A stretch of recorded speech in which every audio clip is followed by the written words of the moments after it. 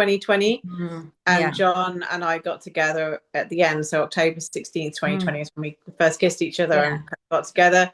And that was when I was like, okay, yeah, I fully believe in all of this now, Yeah. because the Yeah. way it's all worked out and the synchronicities in our Yeah. past is just, yeah, unbelievable. Yeah. Yeah.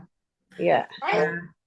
And it's such an important message to share because you know the way like people might want to call things in or whatever, but like faith is and hope, you know, Yeah. and letting the universe or the power to be or whatever you want to call it bring things in without you trying to have to like control it or figure it out.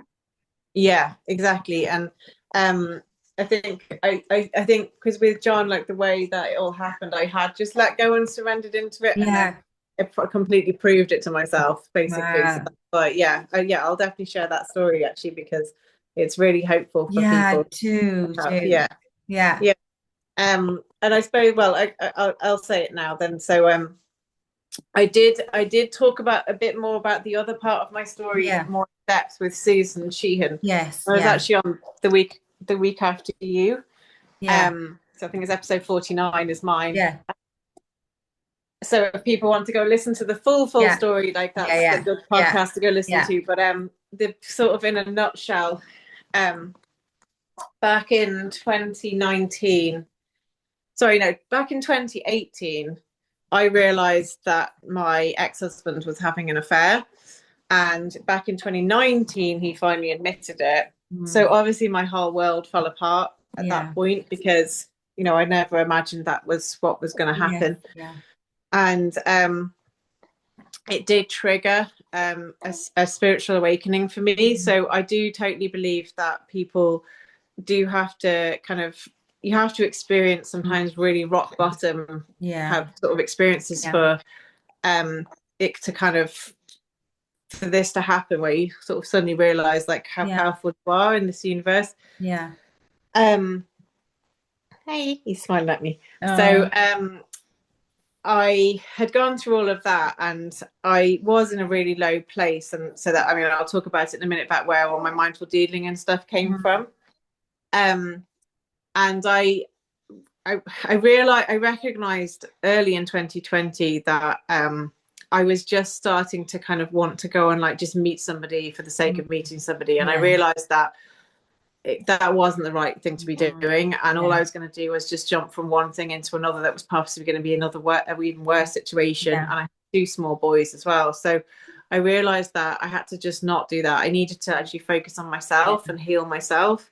And so I went on this kind of journey for a number of months, where I was really working on myself, my self-worth, and like really starting to understand that I had just been a mirror, and that my ex relationship he'd just been mirroring what, I was sort of putting Yeah. out. And I wanted to break the cycle. And so I started doing a lot of work around like kind of self-worth, like almost falling in love with myself again, and loving who I was as a person. And like, not, I'd spent a lot of time when I was younger being bullied, and I think a lot of that was all there, that I needed to kind Yeah. of like do a lot of inner child work and things like that. So I did spend a lot of time, when I started to kind of learn all the manifestation stuff, and like I was really Yeah. getting into moon work and everything, writing out like I wrote out a specific letter calling in the partner that I really Yeah. wanted, and who I knew would show me the love that I deserved. And so I wrote this very, very detailed letter, like almost like detailing like what he would be like, where we would live together, all this kind of stuff. Yeah. And I just I just did it and surrendered it, and just like put it away in a book. And then fast forward to June 2020 was when I bumped into John. So the thing with John is that he's actually the ex-husband of the woman that my husband was having an affair with. So when we bumped into each other, I did know who he was, because Mm. we obviously hung out as Yeah. families and stuff. So I knew who he was. But like, it was just like a really amazing moment, because we lived in the same town.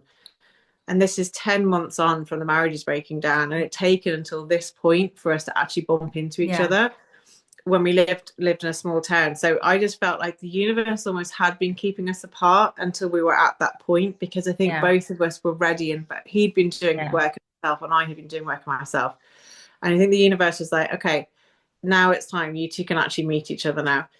So we bumped into each other, and I remember just being so like happy that I'd finally bumped into him, and I asked him like, how are you doing? Because he was going through the exact same thing as me. And he seemed to be, like me, kind of seeing that it was actually not a bad thing. Although some people listening to this will be thinking, God, no, but but it really wasn't. I'd started to understand that this had all been meant to happen. Yeah.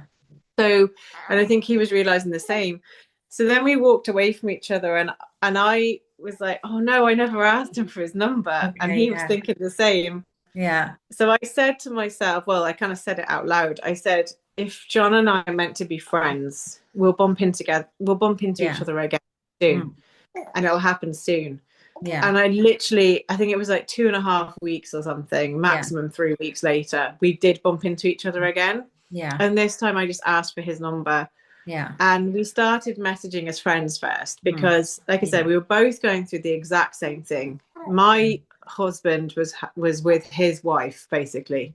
Yeah. And they had continued their relationship. It was out in the open. And so it really helped, because both of us were having to live with our exes and try and navigate that. Yes, and, so we were both going through the exact same feelings and like ups and downs. So it was also lockdown. So we started meeting up to go for walks. And we just realized we had an awful lot in common. And he's from the UK as well. And weirdly, he's actually from Yorkshire as well, which is where I grew